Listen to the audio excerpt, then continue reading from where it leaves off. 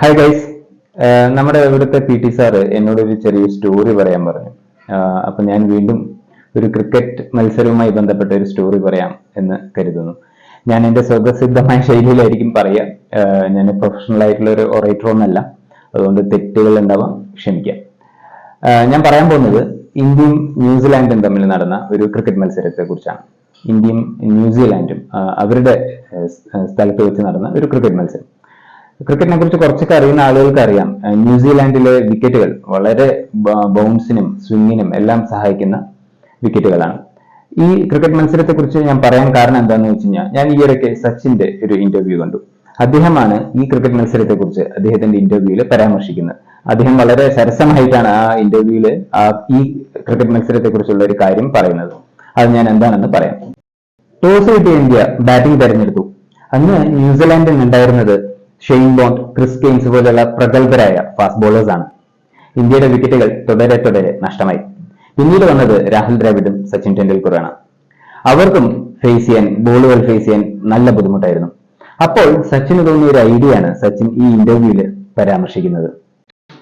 Dravid bat ചെയ്തുകൊണ്ടിരിക്കുന്ന സമയത്ത് സച്ചിൻ ആയിരിക്കുമല്ലോ നോൺ സ്ട്രൈക്കേഴ്സ് എൻഡില്. അപ്പോൾ സച്ചിന് ബോൾ എങ്ങനെയാ ഹോൾഡ് ചെയ്തിരിക്കുന്നതെന്ന് എളുപ്പത്തിൽ കാണാൻ പറ്റും. അടുത്ത ബോൾ ഇൻസ്വിംഗർ ആണോ എറിയാൻ പോകുന്നത്, ഔട്ട് സ്വിംഗർ ആണോ എറിയാൻ പോകുന്നതെന്ന് സച്ചിന് പെട്ടെന്ന് മനസ്സിലാക്കാൻ പറ്റും. അതിനനുസരിച്ച് സച്ചിന്റെ ബാറ്റ് റൈറ്റ് ഹാൻഡിലോ ലെഫ്റ്റ് ഹാൻഡിലോ വെക്കും എന്നാണ് രാഹുൽ ദ്രാവിഡിനോട് സച്ചിൻ പറഞ്ഞത്. സച്ചിന്റെ ബാറ്റ് റൈറ്റ് ഹാൻഡിലാണ് വെച്ചത് എങ്കിൽ അടുത്ത എറിയാൻ പോകുന്ന ബോൾ ഇൻസ്വിംഗർ ആണ് എന്നും, ലെഫ്റ്റ് ഹാൻഡിലാണ് സച്ചിന്റെ ബാറ്റ് ഹോൾഡ് ചെയ്ത് വെച്ചിരിക്കുന്നതെങ്കിൽ അടുത്ത ബോൾ ഔട്ട് സ്വിംഗർ എന്നും ആണ് സച്ചിൻ ദ്രാവിഡിനോട് പറഞ്ഞത്.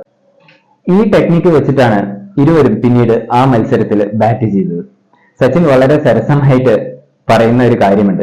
ചരിത്രത്തിൽ ആദ്യമായിട്ടായിരിക്കും ഒരു ബാറ്റ്സ്മാൻ ബോളറെയോ ബോളറുടെ കയ്യിലുള്ള ബോളിനെയോ നോക്കാതെ ഓപ്പോസിറ്റ് എൻഡിൽ, അതായത് നോൺ സ്ട്രൈക്കേഴ്സ് എൻഡിലുള്ള ബാറ്റ്സ്മാന്റെ ബാറ്റ് ഏത് കയ്യിലാണ് എന്ന് നോക്കിക്കൊണ്ട് ബാറ്റ് ചെയ്യുന്നത് എന്ന്.